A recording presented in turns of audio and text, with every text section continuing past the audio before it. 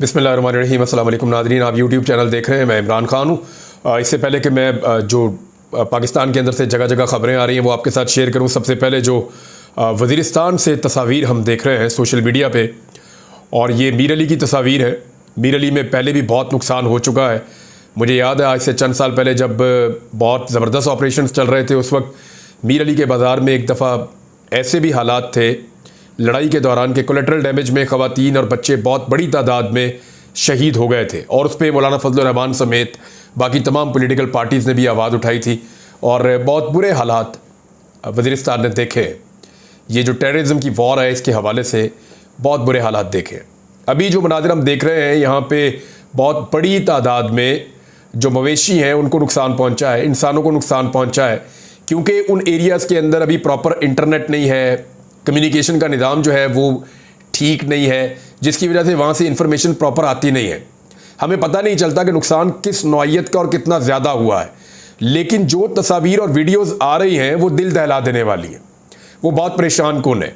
इसके बारे में जो अभी इब्तदाई इतलात मेरे पास पहुँची हैं वो ये हैं कि यहाँ पर एक लड़ाई हुई है।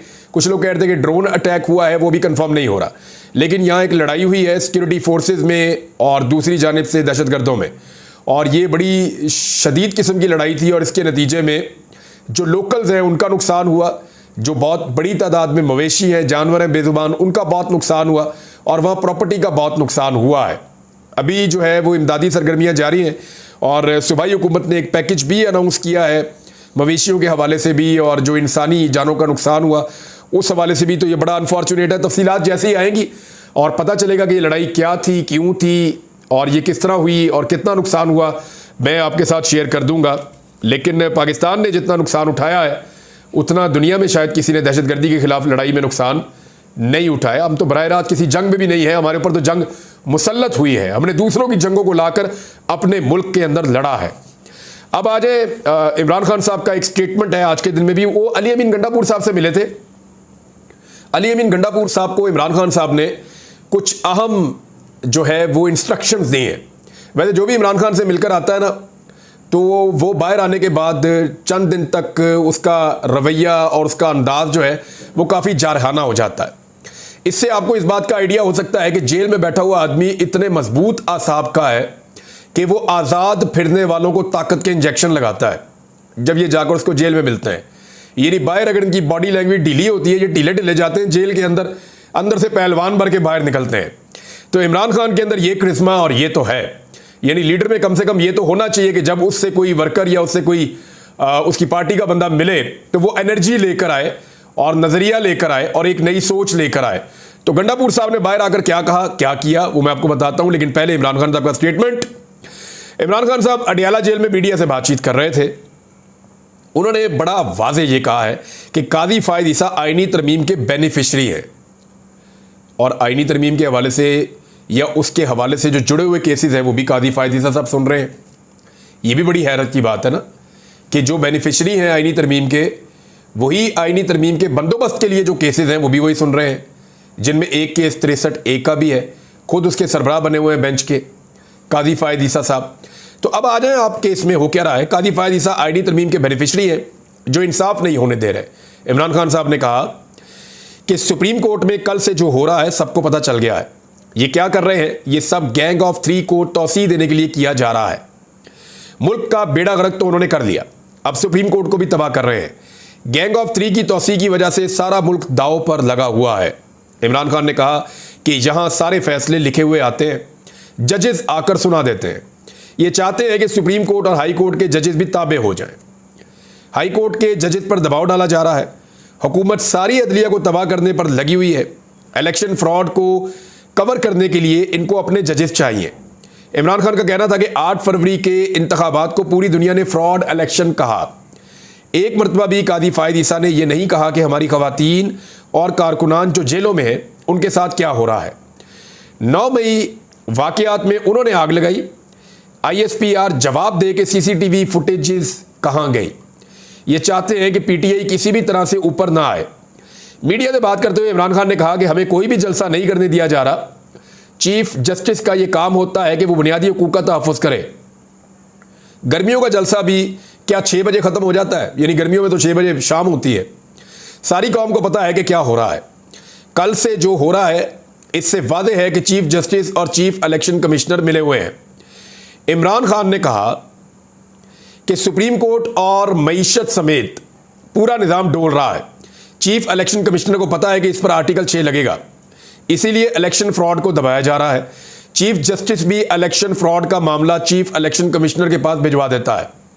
सबसे ज़्यादा धांधलीज़दा इलेक्शन की तारीफ चीफ जस्टिस करता है। थर्ड अंपायर सबको कंट्रोल कर रहा है, वो इनकी टीम का कैप्टन है। इनका मकसद ये है कि फ्रॉड सामने ना आ जाए और पीटीआई ऊपर ना आ जाए। इमरान खान ने कहा कि पीटीआई के डर से सुप्रीम कोर्ट और जमहूरियत को तबाह किया जा रहा है। आज जजेस को धमकियां मिल रही हैं क्योंकि काजी फायद ईसा नहीं सुनता। वो इसलिए नहीं सुन रहा क्योंकि काजी इनका हिस्सा है। इस्लामाबाद हाई कोर्ट के जजेस ने जो कहा था, इस पर चीफ जस्टिस ने क्या किया?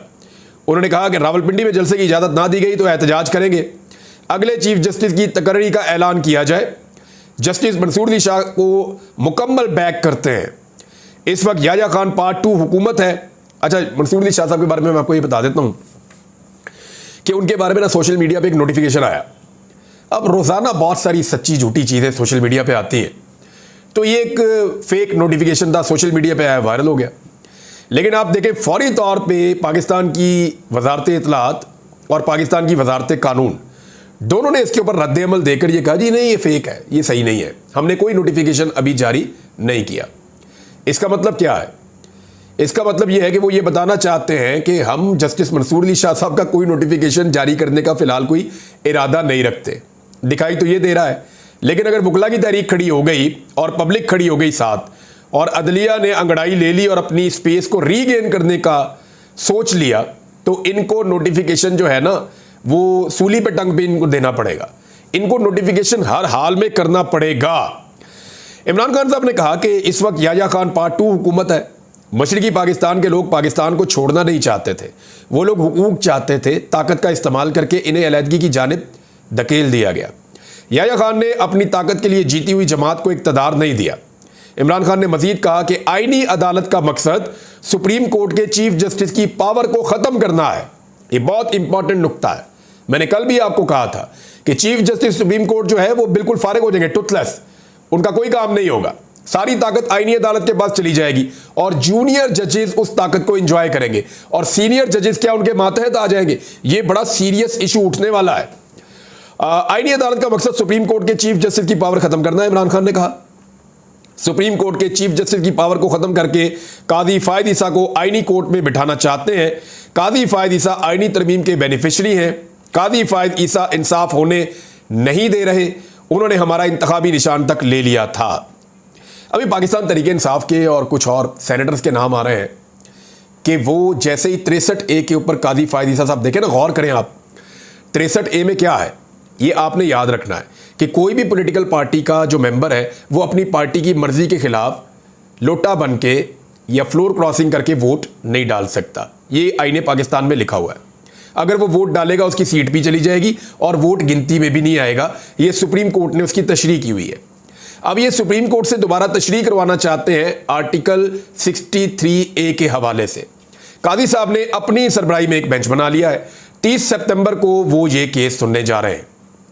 अगर 30 सितंबर को ये केस सुना जाता है और हुकूमत के हक में फैसला आता है, तो फिर पाकिस्तान तरीके इंसाफ के हों, फजलुर रहमान साहब के हों, किसी भी अपोजिशन जमात के हों, तमाम मेंबर्स के पास ये काबिलियत आ जाएगी कि वो वोट डालें और उनका वोट गिना भी जाएगा। यानी फ्लोर क्रॉसिंग, हॉर्स ट्रेडिंग ये जायज़ हो जाएगी। आज बिलावल फ्लोर क्रॉसिंग के ऊपर बड़ा रोला डाल रहे हैं। हालांकि उनकी वालिदा बेनज़ीर भुट्टो इसके बहुत खिलाफ थी और उनके साथ बड़ी ज़्यादती की थी। आपको याद होगा, नवाज शरीफ ने जब छंगा मांगा में ले जाकर अरकान असम्बली को छुपा दिया था और उनसे फिर फ्लोर क्रॉसिंग करवा दी थी और बेनज़ीर भुट्टो के खिलाफ साजिश की थी।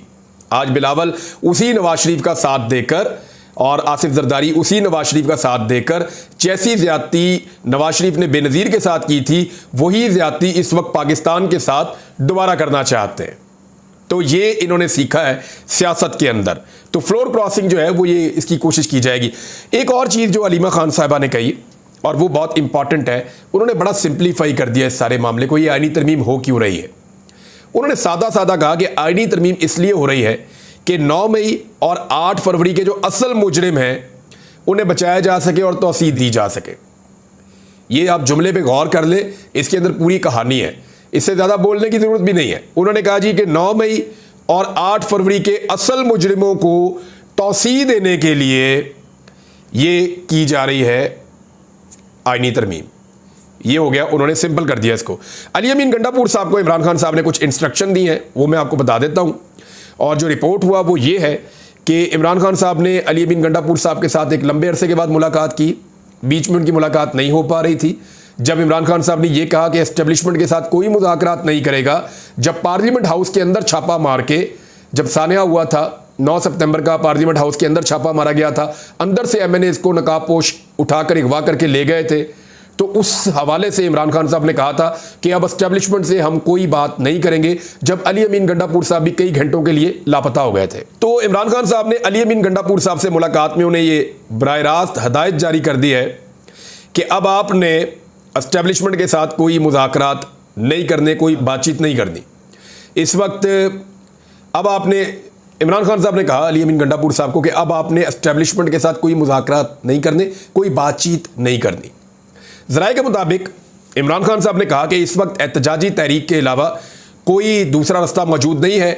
चाहे खैबर पख्तूनख्वा में हुकूमत ख़त्म हो जाए, चाहे खैबर पख्तूनख्वा में ये गवर्नर राज लगा दें, कश्तियाँ जलाकर आएँ, आईनी तरमीम के खिलाफ एहतजाजी तहरीक को लीड करना है।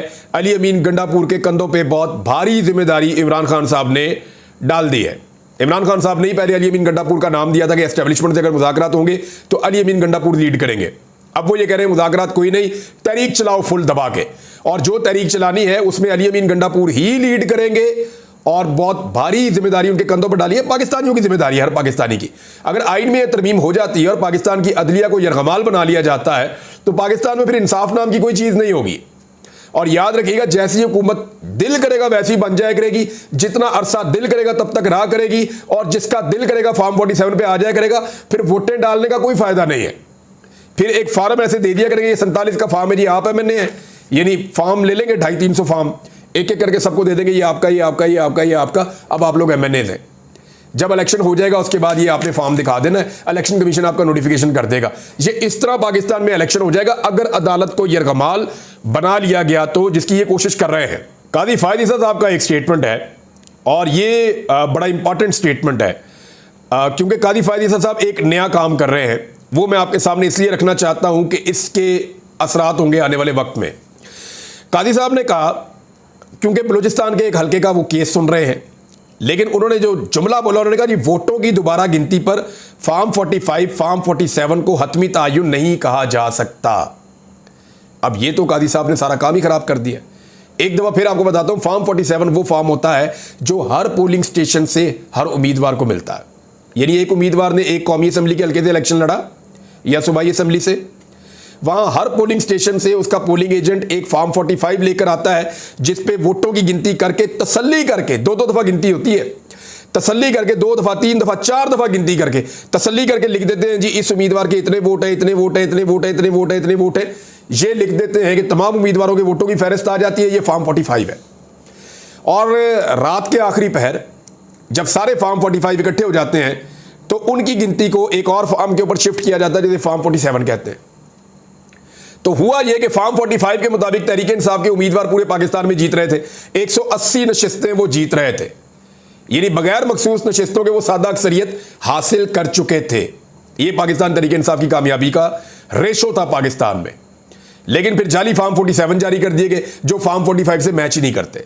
हुकूमत पूरा जोर लगाकर फार्म 45 और फार्म 47 के रोले से नहीं निकल सकी, क्योंकि हर पाकिस्तानी को समझ आ गया कि ये हो क्या रहा है। और पाकिस्तान तहरीक इंसाफ के उम्मीदवारों ने बड़ी कामयाबी और बड़ी मेहनत से असली फार्म 45 हासिल किए थे, ताकि जब ट्रिब्यूनल बनेंगे, अदालतों में जाएंगे, उनको उनकी सीटें वापस मिल जाएगी। अब 2 डकैतियां हो रही हैं, एक ट्रिब्यूनल अपनी मर्जी के लगाए जा रहे हैं, जज अपनी मर्जी के लगाए जा रहे हैं ताकि इंसाफ ना हो सके। दूसरा, जाली फार्म 47 को जस्टिफाई करने की कोशिश की जा रही है। और इसी तरह काजी फायद ईसा साहब कह रहे हैं जी फार्म 45 क्या है तो फार्म 47 क्या है। एक्चुअली ये होना नहीं है। इस कौम को समझ आ गई है कि फार्म 45 की हुकूमत किसकी बनी थी और जाली फार्म 47 के ऊपर हुकूमत किसकी बनाई गई है। नाज़रीन, शहबाज शरीफ साहब अमेरिका में खुल के फिर भी नहीं पा रहे, और उनको जिस होटल में ठहराया गया है वो महंगा तरीन होटल है। यानी इमरान खान साहब जब अमेरिका गए थे तो उसके खर्चे के साथ अभी मुवाजना होगा। जिन होटलों में शहबाज शरीफ साहब ठहर रहे हैं, वहां ठहरने की वजह यह है कि वहां आम आदमी को दाखिले की इजाज़त नहीं है, क्योंकि आम आदमी को दाखिले की इजाज़त होगी तो लोग नारे लगाएंगे, इनको पकड़ेंगे, इनको शीशा दिखाएंगे, तो इनके लिए प्रॉब्लम हो जाएगी। इमरान खान साहब तो जाके वहां पे ठहरते सरकारी इमारतों के अंदर जो पाकिस्तानी है वहां पे, और शहबाज शरीफ साहब जाके कहां ठहरते, वो वहां के लग्जरी तरीन होटल जहां पे आम आदमी घुस नहीं सकता, वहां पे जाके ठहरते हैं महंगी तरीन जगहों के ऊपर। और अभी शहबाज गिल साहब ने वीडियो पोस्ट की हुई थी जहां से कचरा नहीं निकालते होटल का बाहर, उस तरफ से शहबाज शरीफ साहब निकल के बाहर आ रहे हैं होटल में, मेन दरवाजा भी इस्तेमाल नहीं कर रहे कि लोग नारे लगाएंगे, लोग बुरा भला कहेंगे। ये हालात हैं पाकिस्तान के वजीर आजम के। और जो वहां वजीर खारजा ने तकरीर की, मैं अगले वीलॉग में आपको बताऊंगा, यानी उसके अंदर कोई जज्बात ही नहीं थे। ऐसा लग रहा था कि रोबोट खड़ा होकर बोल रहा है, और ये डेलिबरेटली था। पाकिस्तान में तो नारे लगाते ना, इंज हो गया, उंज हो गया, फौज को गालियां दिलवा दो, सियासतदानों को गालियां दिलवा दो, तो बड़े जबरदस्त तरीके से ये इदारों को और सियासतदानों को और जजों को गालियां देते हैं, बेहतरीन तरीके से यहां पे इनके जज्बात निकलते हैं। लेकिन जब बात हो फलस्तीन की तो स्टीरियोटाइप अल्फाज का इस्तेमाल, और बिल्कुल ऐसे जैसे एक रोबोट है वो खड़ा होकर पढ़ रहा है जिसमें जज्बात है ही नहीं। ये जनाब ख्वाजा आसिफ साहब जी पाकिस्तान को तोहफे के तौर पर वजीर दिए गए हैं, वजीर दिफा। नाज़रीन, इरफान सिद्दीकी साहब ने एक स्टेटमेंट दिया है, पहले आपको स्टेटमेंट पढ़ के सुनाता हूँ, फिर मैं आपको हकायक बताता हूँ। यानी ये सहाफ़त करते रहे हैं, कॉलम लिखते रहे हैं, एक सेनेटर हैं, लेकिन इनको फैक्ट्स का आइडिया नहीं है। आज तालिब इल्म जो है पाकिस्तान में सहाफ़त का या सियासत का या वकालत का, वो सब जानते हैं कि ये झूठ है, और सब जानते हैं कि एक्चुअली हकीकत है क्या। अब लोगों को आप गुमराह नहीं कर सकते। इरफान सिद्दीकी साहब फरमाते हैं कि अदलिया कभी मार्शल लॉ के सामने खड़ी नहीं हुई और आईनी तरमीम पर शोर मचा हुआ है, ये इरफान सिद्दीकी साहब ने कहा। नवाज शरीफ साहब ने ना, एक रिटायर्ड जज साहब थे जिनका नाम था सईदुज़्ज़मान सिद्दीकी साहब, उन्हें उनके स्टांस के ऊपर खड़े होने के ऊपर डट जाने की वजह से सदर पाकिस्तान का इलेक्शन लड़वाया था। अगर अदलिया खड़ी ना होती, वकला खड़े ना होते, तो इरफान सिद्दीकी साहब आप याद कीजिए कि आप तो बाहर निकलने के काबिल नहीं थे, आप तो पाकिस्तान वापस आने के काबिल नहीं थे। ये तो वकला ने और अदलिया ने तहरीक चलाई जिसके पीछे छुप कर आपने अपने अज़ाइम पूरे किए। आप तो पीछे छुप छुप के रहते थे, आप तो सामने आते ही नहीं थे, आपकी तो लीडरशिप नज़र नहीं आती थी। वो तो सिर्फ ये करते थे कि जनाब आपको फंड बता दें, वो हम आपको दे देते हैं थोड़ा बहुत, तो वकला तहरीक चलाएं। तो वकला तहरीक में आपने फंडिंग ज़रूर की थी, लेकिन आप पीछे छुप कर कार्रवाई करते थे, आपके तो बंदे भी नज़र नहीं आते थे। और जब अदलिया की बहाली हो रही थी, एक डिक्टेटर के खिलाफ आवाज़ उठाई जा रही थी, तो मुझे अच्छी तरह याद है फौजिया वहाब साहब ने बताया कि नवाज शरीफ साहब अपने घर से निकलने को तैयार नहीं थे, और जब इनको अमेरिका की तरफ से गारंटी आई कि मियाँ साहब निकल आए आप घर से, और जब हुकूमत को कह दिया गया कि निकलने दें मियाँ साहब को, तो फिर मियाँ साहब अपने घर से निकले और एक फिक्स मैच खेला कि जनाब इतने बजे मैं यहाँ पहुँचूंगा तो आपने अदलिया बहाल कर देनी है, तो क्रेडिट आप मुझे दे दें। तो ये है हकीकत कि जब मियाँ साहब और सारे भागे हुए थे, तब भी अदलिया एक डिक्टेटर के खिलाफ खड़ी थी और मारे खा रहे थे वकला भी और जजेस भी। अब तक के लिए इतना ही, अपना ख्याल रखिएगा, अपने इस चैनल का भी। अल्लाह हाफ़िज़।